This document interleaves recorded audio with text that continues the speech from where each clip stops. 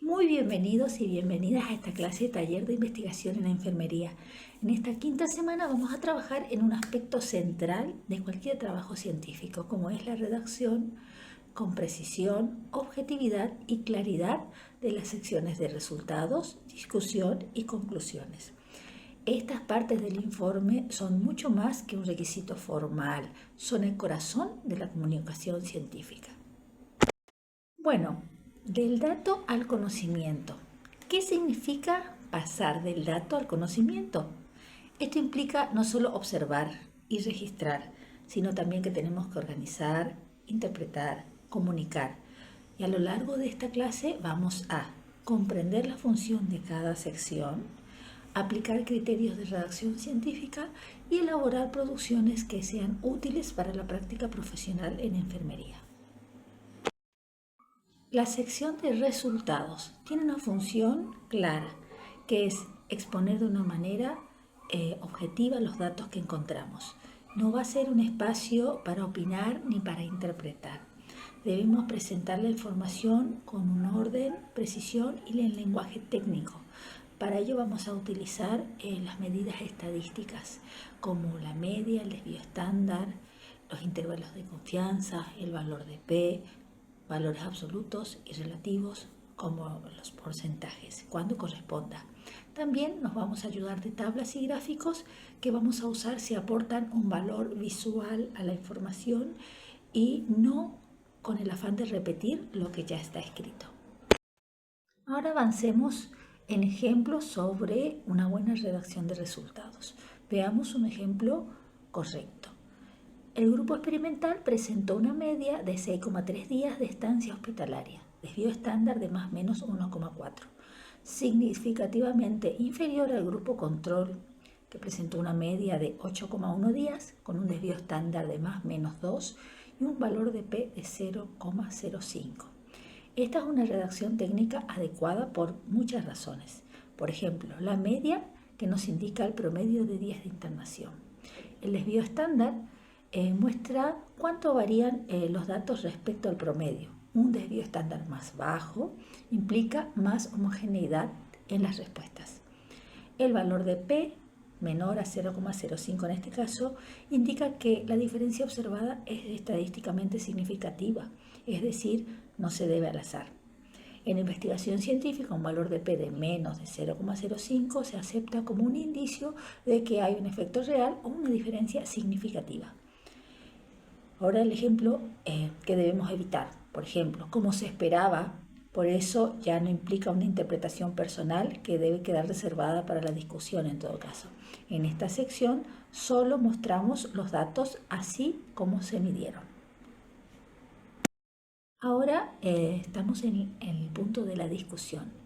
Este es el espacio donde sí podríamos y debemos interpretar los resultados.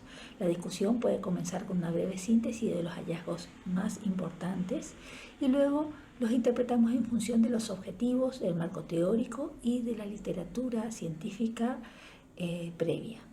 También es importante reconocer las limitaciones del estudio, el tamaño de la muestra, por ejemplo, sesgos posibles, alguna condición especial de la recolección.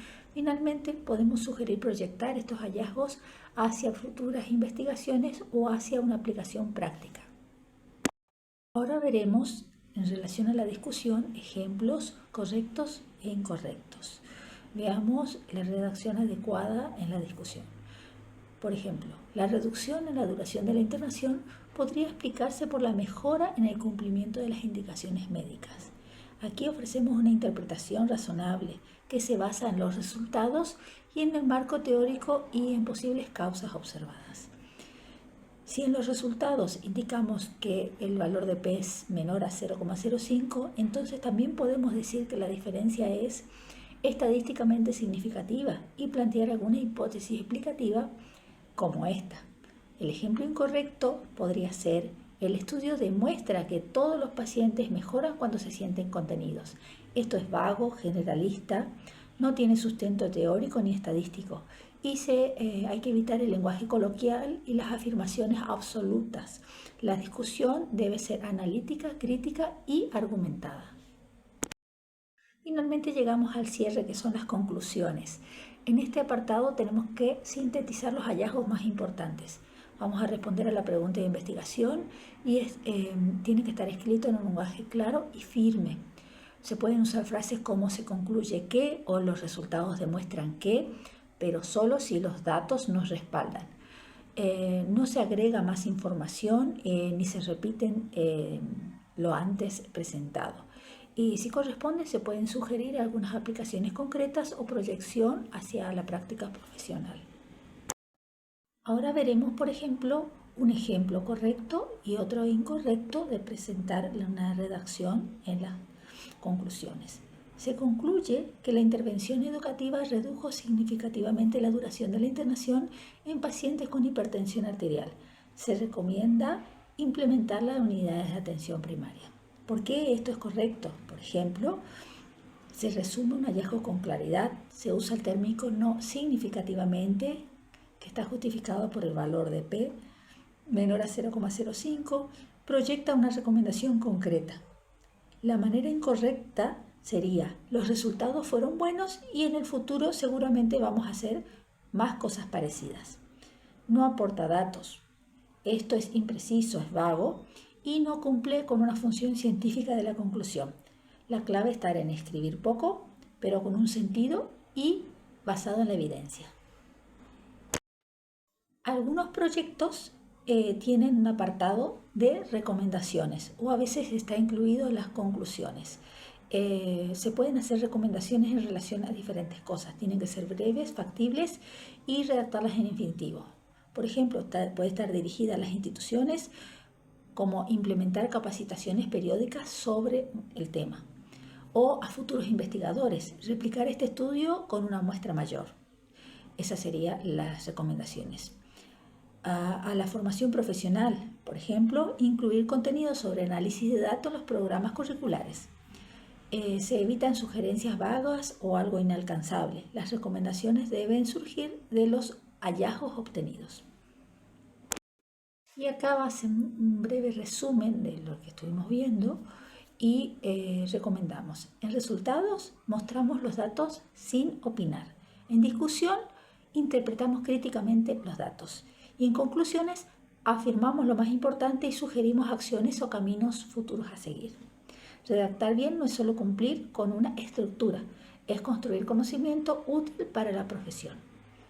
Les sugiero que accedan a todo el material disponible, a la guía didáctica y también al material de lectura, que es un consolidado de diferentes autores y de material de la clase de taller elaborado por otros docentes que fue compilado. Vamos al final de este recorrido. Los felicito por haberme acompañado y tenemos que recordar, cada palabra cuenta. Como futuros licenciados en enfermería, la forma de comunicar también nos define en el cuidado.